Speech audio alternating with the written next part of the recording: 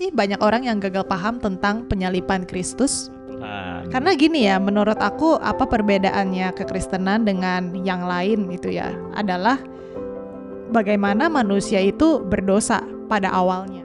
Ya. Nah, di sini juga aku mau mempertunjukkan ya, ini pandangan dunia kekristenan gitu. Bagaimanakah cara Allah menghakimi? Kalau kayak gitu mungkin teman-teman bertanya, kalau gitu ngapain dong kita berbuat baik, ya kan? Iya, waktu kita Bible study kan ada yang bertanya, memangnya kalau kita tidak memperbesar ladang kita dengan cara memiliki kerbau gitu kan untuk memperluas ladang kita atau efek pelayanan kita, apakah itu salah?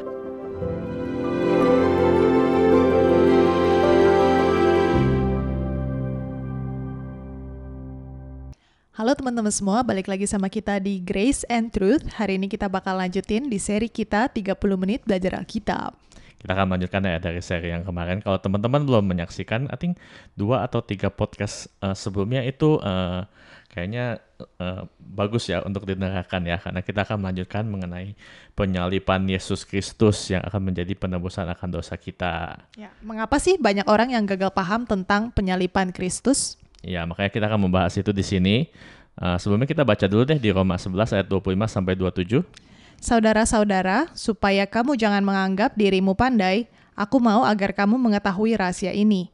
Sebagian dari Israel telah menjadi keras hatinya sampai jumlah yang penuh dari bangsa-bangsa lain masuk. Dengan demikian, seluruh Israel akan diselamatkan.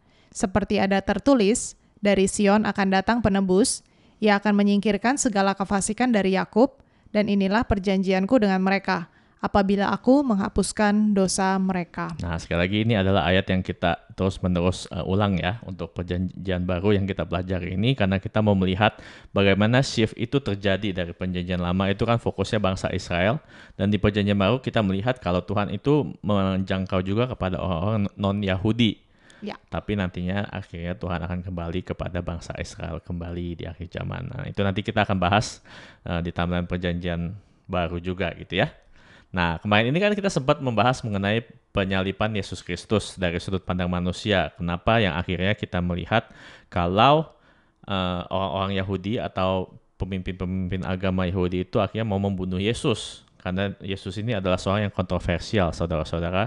Dia itu manusia, tapi dia berlaku dan mengaku bertindak sebagai Allah, gitu kan. Tapi itu tidak cukup alasan untuk membunuh Yesus. Nah, kita juga bisa melihat dari 2 atau 3 podcast yang lalu ya, kalau kamu masih ingat, gitu kan. Kalau harapan Mesias dari Yesus itu tidak terpenuhi. Karena seharusnya dia itu membebaskan penjajahan bangsa Israel dari bangsa Romawi gitu kan. Lalu kita tahu juga kalau Yesus itu tidak terlihat ingin menghancurkan kerajaan Romawi.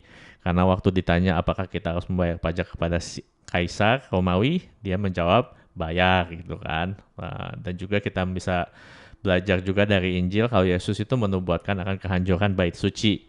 Nah, itu menurut aku adalah hal yang paling membuat mungkin pemimpin agama memutuskan untuk membunuh Yesus, karena bait suci itu adalah pusat dari agama, politik gitu kan, dan ekonomi buat bangsa Yahudi pada saat itu. Nah, di podcast yang sebelumnya kita melihat dari sudut pandang Allah nih, kenapa kalau Allah itu Allah yang maha kuasa, dia membiarkan Yesus disalib, padahal Yesus itu kan orang benar dan orang baik ya. Apalagi kalau kita di kekristenan kita melihat Yesus itu tanpa dosa. Kenapa Allah tidak menjaga atau membelotkan rencana-rencana jahat dari para pemimpin Yahudi ini supaya Yesus itu tidak mati. Nah, kita membahas kemarin sebentar mengenai kekudusan Allah. Kalau Allah itu set apart. Jadi standar Allah itu dan standar kita manusia yang sudah jatuh dalam dosa itu sangat berbeda. Nah, kita belajar bagaimana salib itu mendemonstrasikan keadilan Allah yang kudus. Ya. Jadi keadilan Allah itu adalah kudus, saudara-saudara, set apart dari apa yang kita punya gitu kan. Dan kita melihat kalau melalui salib kita bisa melihat Allah Bapa sendiri itu menjatuhkan hukuman atau penalti atas dosa kepada anaknya yang tunggal. Anak Allah yang hidup sendiri itu menanggung penalti atas dosa kita semua di kayu salib.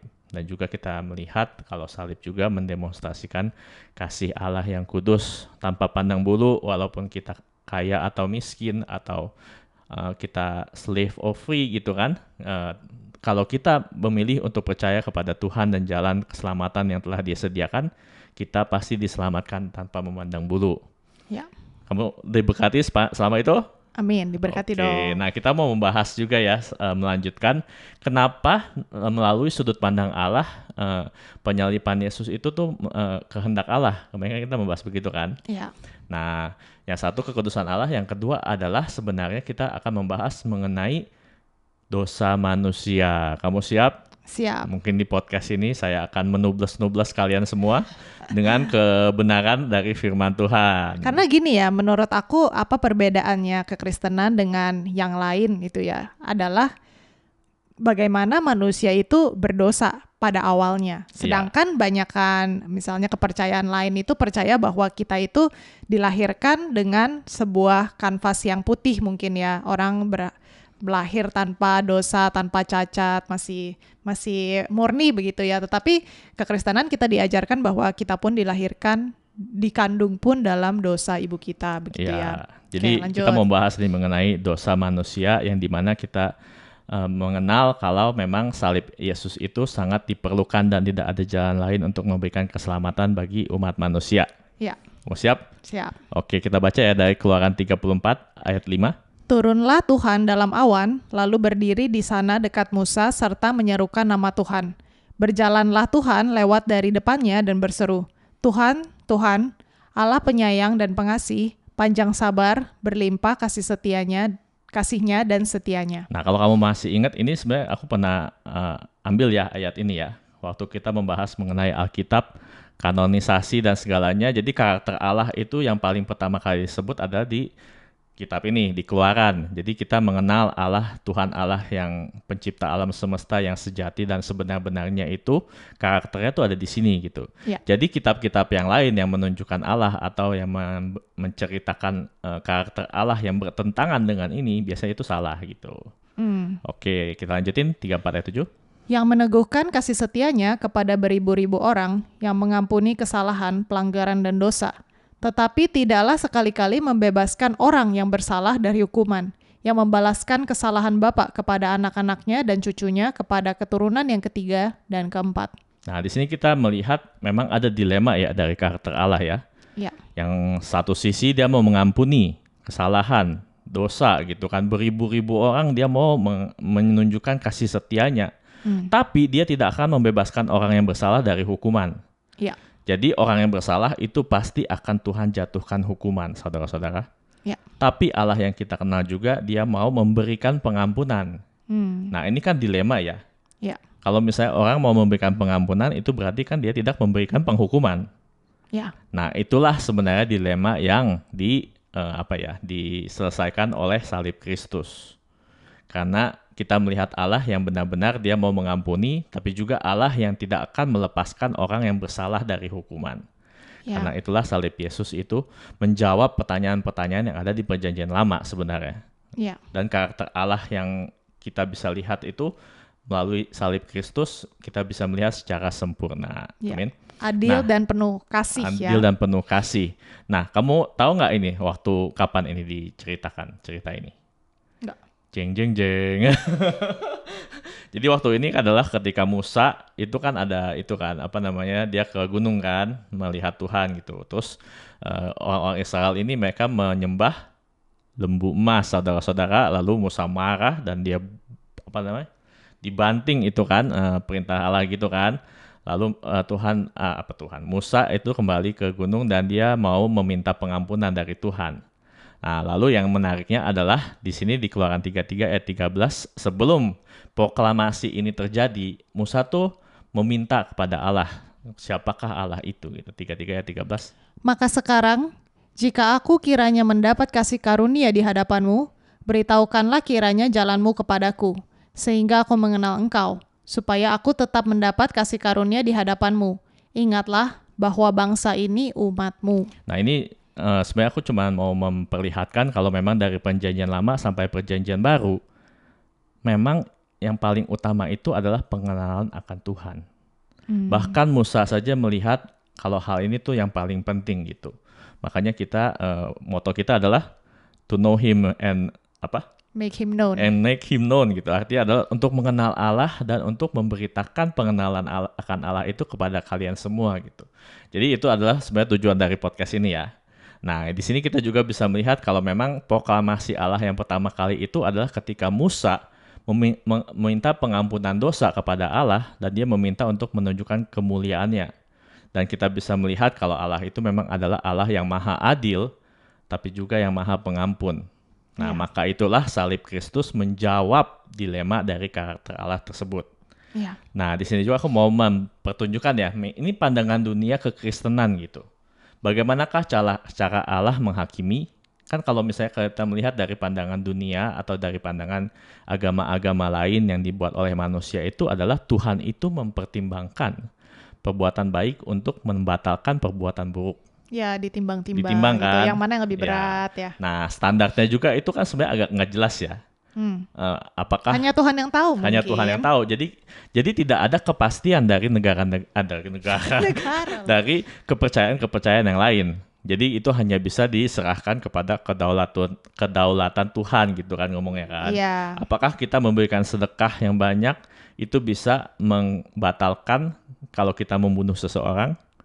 Kita tidak tahu seberapa banyak sedekah yang harus diberikan untuk membatalkan pembunuhan. Iya. Nah, itulah makanya kenapa menurut aku pandangan kekristenan ini adalah sesuatu yang menurut aku lebih bisa dipercaya dan lebih bisa memberikan kepastian ya. Ya, karena mungkin kita bisa lihat aja sebuah analogi, misalnya kita membunuh begitu ya. Apakah setelah kita membunuh kita bisa membayar itu dengan perbuatan baik kita? Kan juga enggak ya. Iya, makanya. Ya. Nah, juga makanya pandangan dunia orang Kristen itu yang tidak akan kita bisa sinkronisasikan dengan pandangan dunia ini adalah Tuhan itu akan menghukum perbuatan buruk kita tanpa memandang bulu terhadap perbuatan baik kita.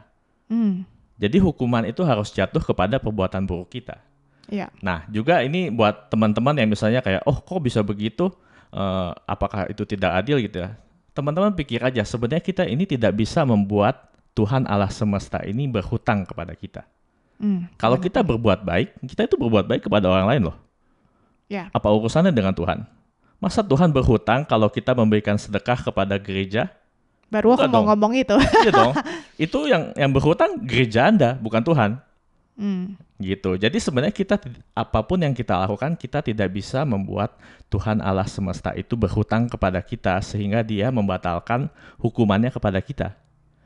Kalau di Alkitab dibilang adalah surga itu seperti mahkotanya Tuhan dan the earth is my footstool. Kita tuh gimana bisa membuat Tuhan Allah semesta berhutang kepada kita?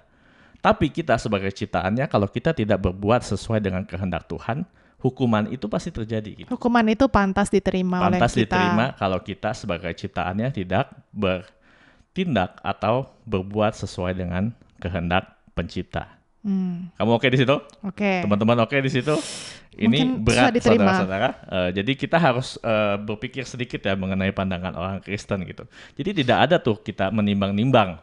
Karena setiap perbuatan buruk kita atau setiap hal-hal yang kita lakukan yang tidak sesuai dengan kehendak Allah, itu tuh pasti ada hukumannya. Kalau kayak gitu mungkin teman-teman bertanya, kalau gitu ngapain dong kita berbuat baik, ya kan? Iya, makanya nanti kita akan membahas ya. Yes. Nah, pertanyaannya nih untuk orang-orang yang suka merasa dirinya paling benar atau tidak pernah berdosa, aku mau tanya, apakah dosa terbesar di dunia ini? Membunuh? Mencuri? Menghina Tuhan? Menghina Tuhan, blasfemi? Nah, menurut aku dosa terbesar adalah melanggar hukum terbesar. Apakah hukum terbesar? Kita baca aja. Kita baca Markus 12 ayat 29. Hukum yang terutama ialah, dengarlah hai orang Israel, Tuhan Allah kita, Tuhan itu Esa. Kasihilah Tuhan Allahmu dengan segenap hatimu dan dengan segenap jiwamu dan dengan segenap akal budimu dan dengan segenap kekuatanmu. Dan hukum yang kedua ialah, kasihilah sesamamu manusia seperti dirimu sendiri.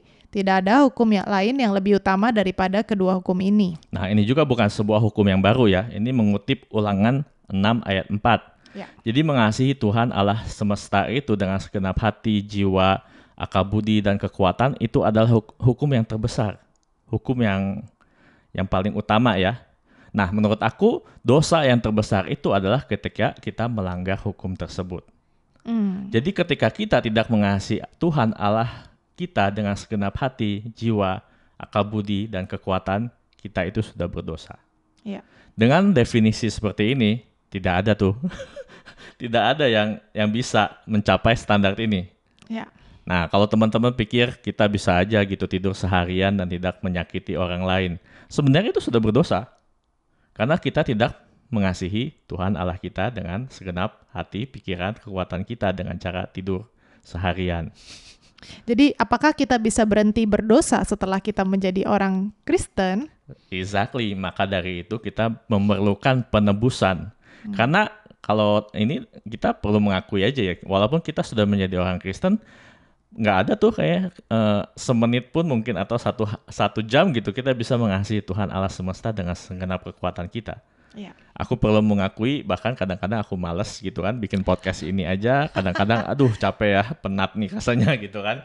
Padahal sebenarnya kita ini diberikan gitu ya, talenta-talenta untuk bisa mengembalikannya kembali kepada Tuhan dengan kasih kita kepada Tuhan. Iya. Nah juga ada waktu kita Bible study kan ada yang bertanya, memangnya kalau kita tidak memperbesar ladang kita dengan cara memiliki kerbau gitu kan untuk memperluas ladang kita atau efek pelayanan kita, apakah itu salah? Salah. Karena Tuhan Allah kita itu kita harus mengasihi Dia dengan segenap kekuatan kita. Apa yang bisa kita lakukan kita harus berikan kembali kepada Tuhan. Jadi kalau kita tidak melakukan itu, kita sudah berdosa. Ya. Jadi tidur saja dan tidak menyakiti orang lain, itu juga berdosa, saudara-saudara. Ya. Dulu aku pernah berpikir kayak gitu.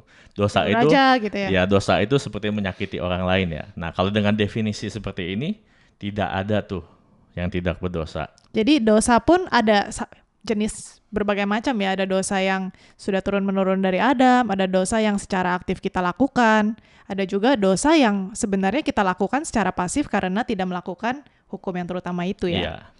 Nah makanya kita tidak bisa melakukan seperti ini memang karena kita itu pada nature-nya itu adalah manusia yang berdosa. Iya. Nah maka dari itu kita memerlukan seorang penebus yang bisa mengubahkan kita dari dalam keluar. Iya. Nah yang menariknya dari sini adalah Yesus itu, dia kalau dalam dunia kekristenan kita percaya dia itu tidak berdosa. Jadi dia itu selalu mengasihi Bapa dengan segenap hati, jiwa, pikiran, dan kekuatan dia. Itu yang luar biasa dari Yesus. Kalau teman-teman baca Markus saja, dia itu seperti melayani dengan penuh dengan segenap kekuatan dia ya, bahkan tidak ada waktu untuk tidur gitu kan. Ya. Orang ngantri untuk disembuhkan gitu kan, lalu dia berkhotbah dan dia juga menyembuhkan orang sakit. Itu karena dia lakukan karena dia mengasihi Bapa dengan segenap jiwa, hati, dan pikiran dan kekuatannya. Betul. Nah kalau teman-teman berpikir, oh ini too much gitu, masa sih seperti itu standarnya gitu ya. Tapi bukankah itu sesuatu yang sangat logis? Bukankah seorang pencipta itu memiliki ekspektasi terhadap ciptaannya? Misalnya ini kita punya telepon, smartphone gitu ya. Smartphone, tapi cuma bisa SMS. Apakah kita akan tetap keep itu smartphone? Dibuang. Karena dia tidak bisa melakukan apa yang harusnya menjadi potensinya gitu kan. Atau laptop dia cuma bisa jadi mesin ketik gitu kan. Tentu saja itu akan dibuang dan dibuang ke api. Waduh. Ya, jadi di situ teman-teman hopefully ini nggak terlalu Tapi ini sebuah pikiran logis ya menurut aku ya. Tapi aku pernah sih dan actually lumayan sering menganggap bahwa walaupun kita sudah menjadi Kristen, sepertinya malah semakin sadar akan dosa-dosa yang sering kita lakukan gitu. Kadang bahkan bukan hanya di ucapan ataupun di perbuatan, tetapi di dalam hati kita pun ketika kita berbuat baik, motivasi kita pun belum tentu tepat. Dan itu seringkali membawa kita menjadi putus asa gitu. Tapi diingetin lagi sih bahwa walaupun di dalam keputusasaan kita itu harusnya kita semakin berpegang kepada salib Kristus gitu ya, hanya memandang kepada Kristus. Ya, makanya thanks be to God gitu ya, karena Tuhan Allah kita itu memberikan jalan melalui penebusan. Ya. Nah, maka dari itu kita bisa melihat kalau memang Alkitab itu menjawab sebuah dilema ini. Karena di zaman dulu aja ada yang berkata seperti kayak Sokrates atau gimana gitu ya, dia bilang, aku bisa melihat kalau Allah itu mampu mengampuni dosa, tapi dia tidak bisa melihat bagaimana caranya. Karena dia tahu Tuhan mungkin Maha Pengampun, tapi bagaimana caranya bisa mengampuni manusia yang berdosa. Ya. Nah di Alkitab itu menjawab pertanyaan itu, bagaimana caranya Allah itu mampu mengampuni dosa. Nah, di Ibrani 9 ayat 22. Dan hampir segala sesuatu disucikan menurut hukum Taurat dengan darah. Dan tanpa penumpahan darah tidak ada pengampunan. Nah, ini kita melihat Allah itu maha adil. Jadi memang ada seseorang yang harus membayar penalti dari dosa. Ya. Tidak bisa tuh cuman ditaruh di bawah lemari atau ranjang gitu kan, dosa-dosa penalti itu tuh harus dibayar. Nah, thanks be to God ya, kita itu memiliki Allah yang memang dari awal sudah memiliki rencana penyelamatan ini. Nah, kita bisa melihat kalau memang harus ada penumpahan darah. Dan konsep ini tuh tidak baru ya, karena kita melihat juga di Perjanjian Lama pada waktu mula Adam dan Hawa itu jatuh di dalam dosa. Mereka kan jatuh dalam dosa, terus mereka bilang mereka telanjang gitu ya. Terus mereka mengambil daun ara untuk menutupi kemaluan mereka. Tapi yang Tuhan Allah lakukan adalah Kejadian 3 ayat 21. Dan Tuhan Allah membuat pakaian dari kulit binatang untuk manusia dan untuk istrinya itu, lalu mengenakannya kepada mereka. Nah, jadi di sini kita melihat juga kalau memang pada saat Adam dan Hawa jatuh dalam dosa, ada binatang yang dikorbankan untuk membuat pakaian kepada mereka. Nah, aku suka dalam bahasa Inggris itu to cover them gitu. Itu sebuah sebuah menurut aku ilustrasi yang sangat luar biasa. Memang manusia itu suka mencari jalannya sendiri dengan pohon ara, dengan daun ara ya. Tapi jalan Tuhan adalah dengan penumpahan darah. Ada binatang yang harus membayar dan mati untuk mengcover penalti dari dosa mereka. Ya. Nah, di Kejadian 3 itu sangat menarik. Dari situ saja kita bisa melihat konsep ini gitu ya. Dan juga kita melihat di Paskah juga terjadi konsep yang sama. Keluaran 12 ayat 12. Sebab pada malam ini aku akan menjalani tanah Mesir, dan semua anak sulung dari anak manusia sampai anak binatang akan kubunuh, dan kepada semua Allah di Mesir akan kujatuhkan hukuman. Akulah Tuhan. Dan darah itu menjadi tanda bagimu pada rumah-rumah di mana kamu tinggal. Apabila aku melihat darah itu, maka aku akan lewat daripada kamu. Jadi tidak akan ada tulah kemusnahan di tengah-tengah kamu apabila aku menghukum tanah Mesir. Nah, ini Paskah yang pertama yang dimana konsep ini dijalankan gitu ya. Jadi dengan darah anak domba yang tidak bercela. Semua ini kan kalau teman-teman mengikuti kita dari Perjanjian Lama, ini kan tipe ya, tipologi yang aku pernah jelasin. Nah, anak domba yang tidak bercela ini menunjukkan kepada Kristus. Dan juga konsep ini sudah dijalankan dari Perjanjian Lama. Ya. Nah, kalau melihat juga di hukum ritual di imamat misalnya 1-7, hewan-hewan itu dikorbankan untuk menebus dosa bangsa Israel. Nah, mereka tuh tiap tahun memberikan korban bakaran untuk menghapus dosa dari bangsa Israel. Nah, sebenarnya penulis Ibrani ini menunjukkan kalau semuanya itu dilakukan untuk menunjukkan kepada Kristus. Iya. Nah, di Ibrani 10 ayat 1 makanya dijelaskan nih.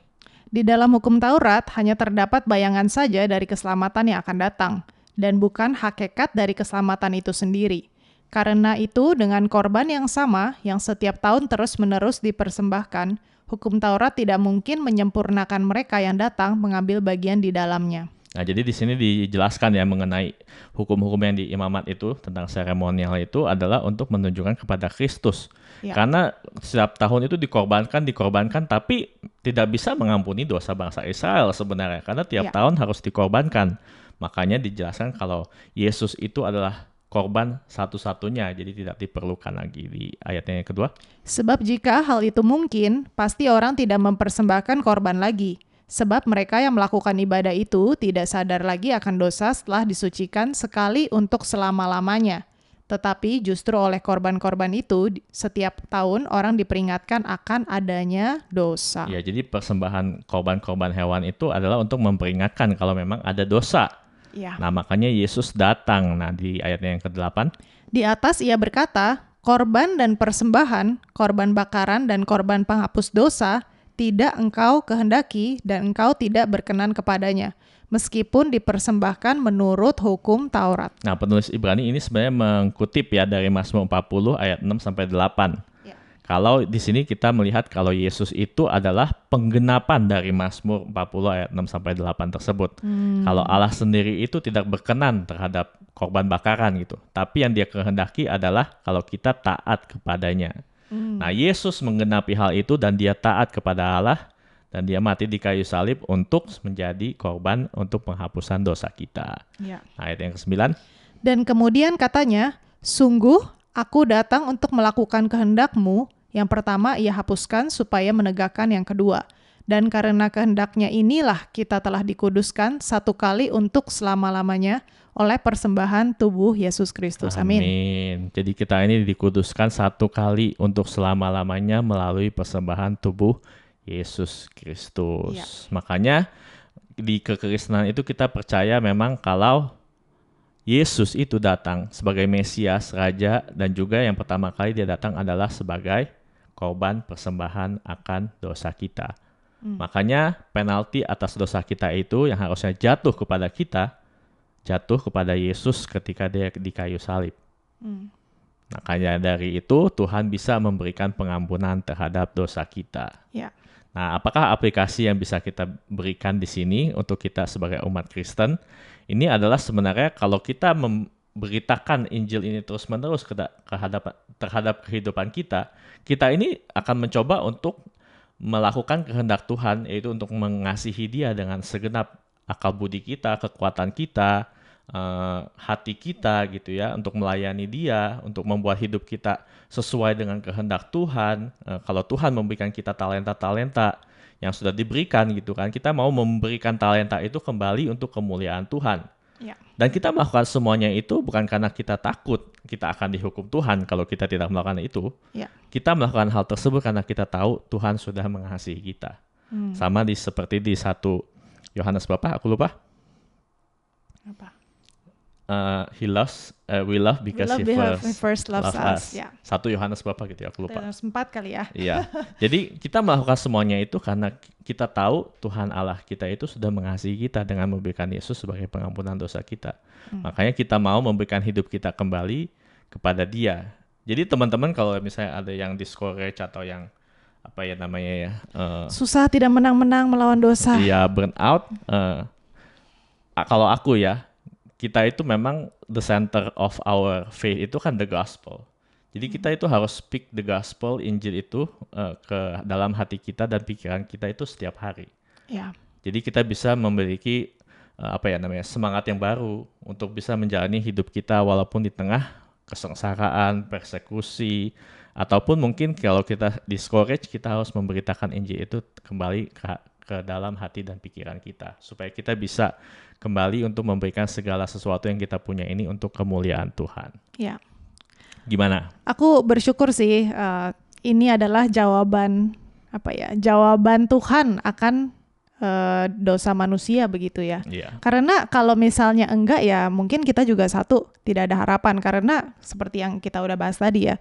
Kayaknya manusia itu tidak akan bisa fully lepas dari dosa secara perbuatan maupun dari pikiran gitu ya. Ini merupakan satu-satunya harapan kita ya dalam Kristus gitu. Makanya aku juga sama teman-teman yang lain yang mungkin belum mengenal Tuhan itu berasa gimana ya. Kadang-kadang kok bisa ya sebagai seorang manusia hidup tanpa mempunyai satu keyakinan, dua harapan gitu. Itu sih menurut aku. Ya, makanya kekristenan itu menjawab semuanya itu saudara-saudara. Jadi kita memang harus bersyukur karena kita memang memiliki Allah yang luar biasa yang mau menunjukkan kepada kita bagaimana cara Dia menebus dosa supaya kita bisa memiliki hati yang diubahkan. Yang mau memang untuk mengasihi Allah karena Dia mengasihi kita terlebih dahulu. Amin. Ada pertanyaan? Udah, itu aja. Oke, hopefully teman-teman terberkati. Kita akan doa dulu ya untuk menutup. Ya. Tuhan Allah Bapa kami dalam surga, kami mengucap syukur untuk kebaikan-Mu. Biar Tuhan message ini bisa menguatkan dan juga bisa membuat kami Tuhan memberikan semua talenta yang kami miliki untuk memberikan kembali Tuhan kepada kemuliaan-Mu. Biarlah kami Tuhan bisa mengasihi-Mu Tuhan dengan segenap hati, pikiran, kekuatan, dan jiwa kami Tuhan. Dan kami bisa melayani-Mu Tuhan dengan kasih yang menggebu-gebu Tuhan untuk kemuliaan-Mu ya Bapa. Supaya kami Tuhan bisa terus-menerus Tuhan hidup untuk memberikan kemuliaan kepada Engkau ya Bapa. Di dalam nama Yesus kami berdoa. Amin. Tuhan memberkati.